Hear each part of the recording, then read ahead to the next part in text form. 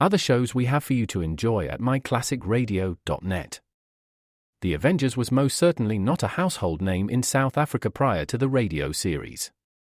With no national television service until 1976, the mechanism simply was not present in the country to show television programs to mass audiences.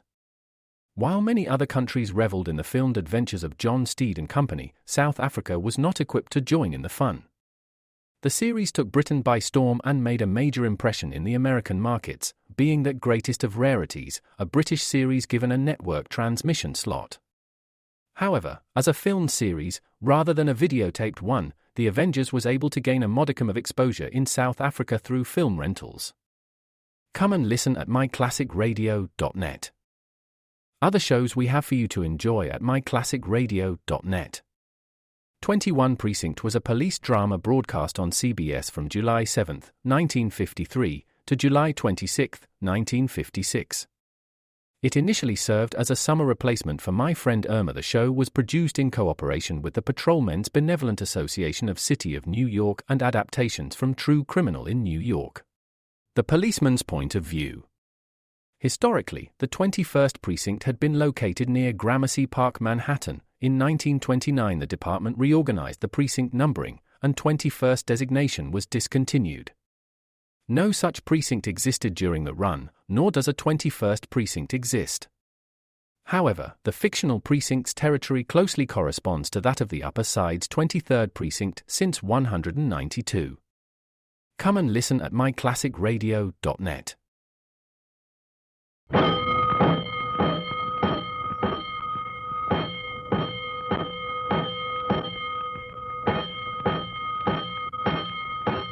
Five bells. Stand by all stations. Attention, all districts.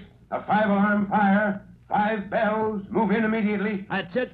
Let's roll. Let's go. Firefighters!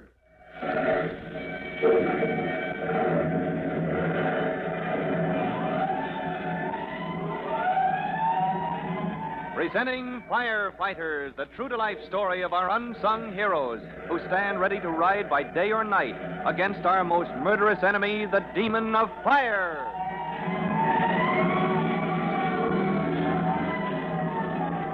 In just a minute, we'll take you to the waterfront, to the Tennacombe dock, where Chief Cody and Tim Collins, rookie firemen, stand watching the approach of the new auxiliary fireboat, the Eustace T.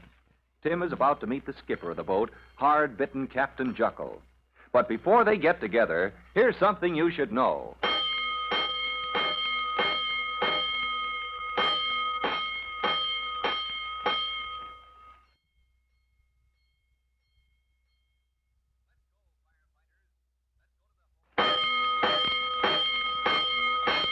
Let's go, firefighters. Let's go down to the Tennacombe dock, where Chief Cody and Tim Collins are waiting for the Eustace T, the powerful tugboat which has been refitted to serve as a much-needed auxiliary fireboat. Mr. Tennacombe, proprietor of the Tennacombe Towboat Company, has explained that Captain Juckle, skipper of the Eustace T, is a good sailor, but a rough and ready waterfront character. And when Tim first saw Captain Juckle bringing the Eustace T up to the dock, he marveled. Oh, good grief, what's that?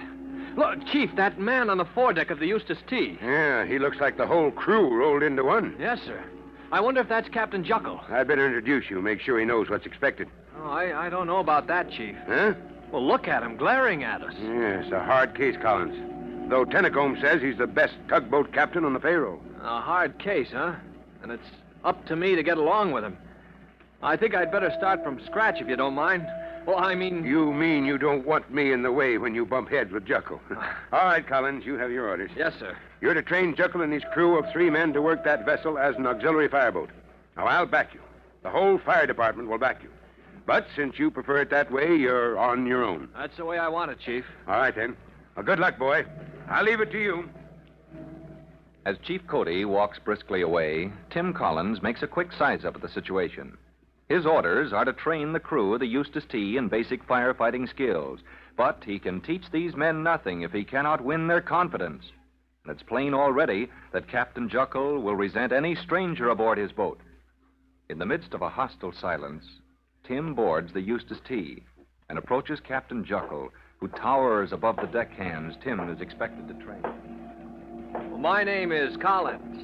You're Captain Juckle? Yep, I'm Captain Juckle. Yep, he's Captain Juckle. I'm Mr. Luby. I'm first mate. Oh, glad to know you, Mr. Luby. The third mate, Scotty, he's down below. He's the engineer. That's where he stays, see? Down below. Basil, Yes, sir. why ain't you swabbing down the deck? You growed roots or something? Get 'em over.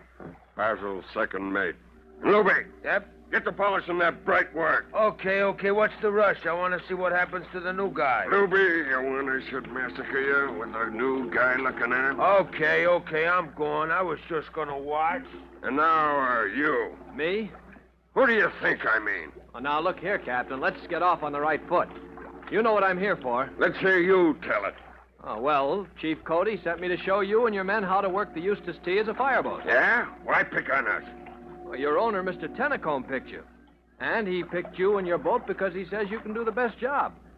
As for me, I'm not looking for trouble. I'm just following my orders. Orders, huh? Now listen, Collins. Yeah, you listen to the captain. Luby, what are you sticking your beak in for? Oh, go on, Captain. I want to watch you massacre him. All right. Stick around. Now listen, Collins. I don't take orders from nobody, unless it's Mr. Tennacombe himself. Yeah, that's right. And me, I don't take no orders from nobody unless it's Captain Juckle. And Basil, he don't take no orders neither. Now, you listen yourself, Captain Juckle. Look, the guy's getting sore. A tough guy, huh, Captain? Oh, good grief. How'd this get started? Spouting to me about orders. I said I'm only following orders. My orders are to report to you and start training your crew. We don't need no training.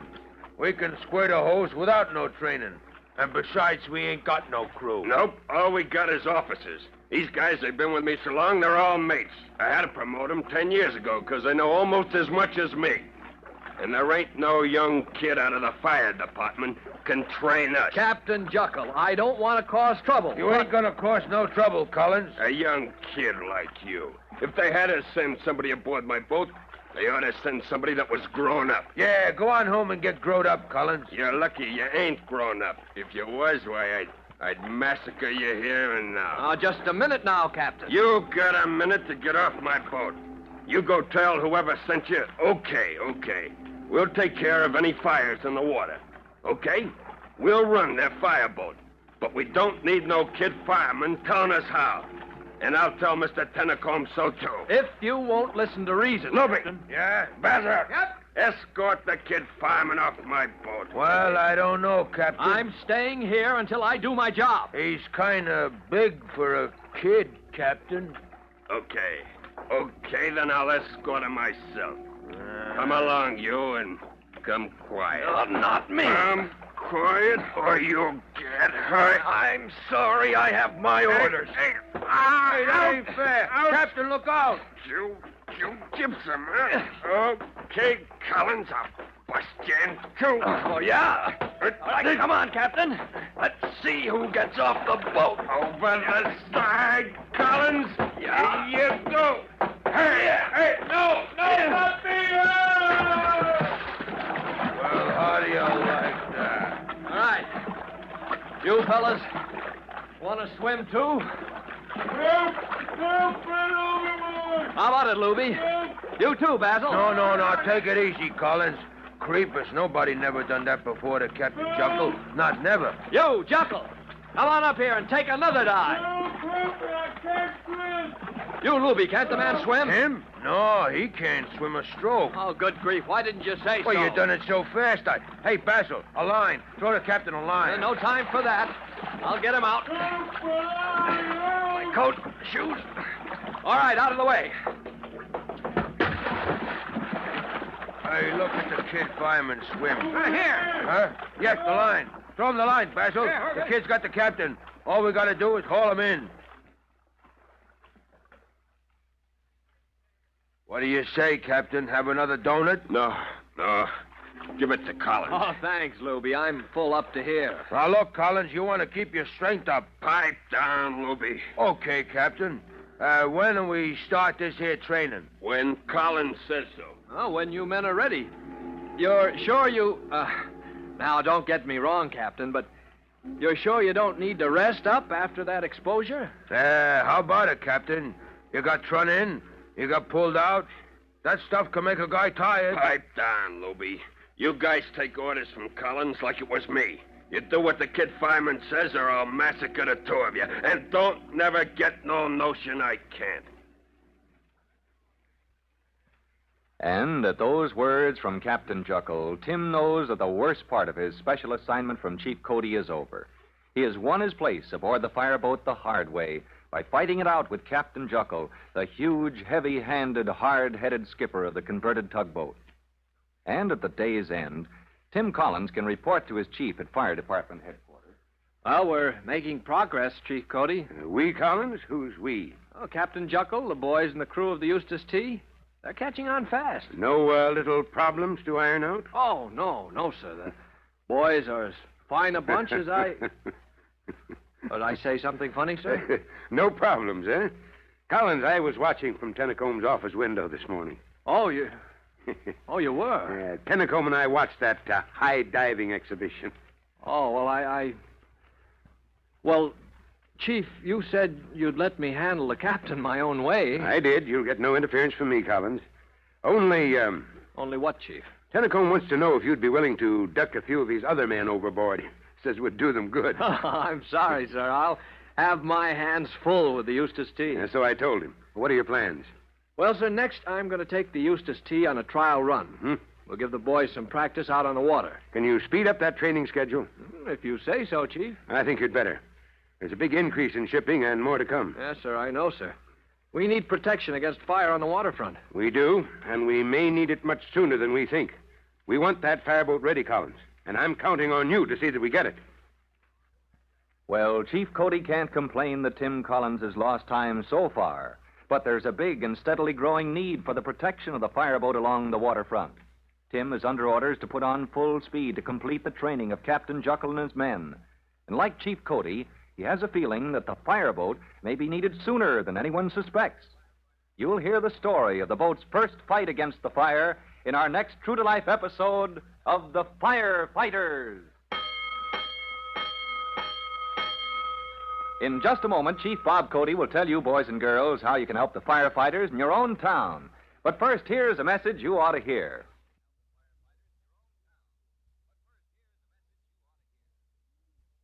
And now, Chief Bob Cody with a special notice for the Firefighters Brigade. Chief Cody. Hello, boys and girls. This is your friend, Chief Cody, and here's something I want you to know. One of the real troubles every fire department must face is the false alarm. When somebody pulls a false alarm, equipment and men roll to answer the call, and they're out of service when a genuine alarm comes in. Now, because of that false alarm, property and lives are in danger. Time and money are wasted, and all to give somebody the poor satisfaction of playing a foolish practical joke. Now, if you know anybody who likes to play that dangerous game with other people's lives and property, just tell him the truth.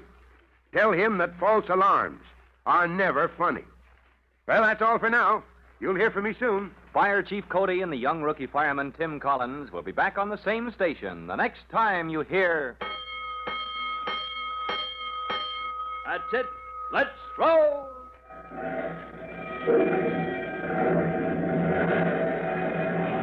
Let's go! Firefighters! Firefighters is a copyrighted feature of William F. Holland Productions.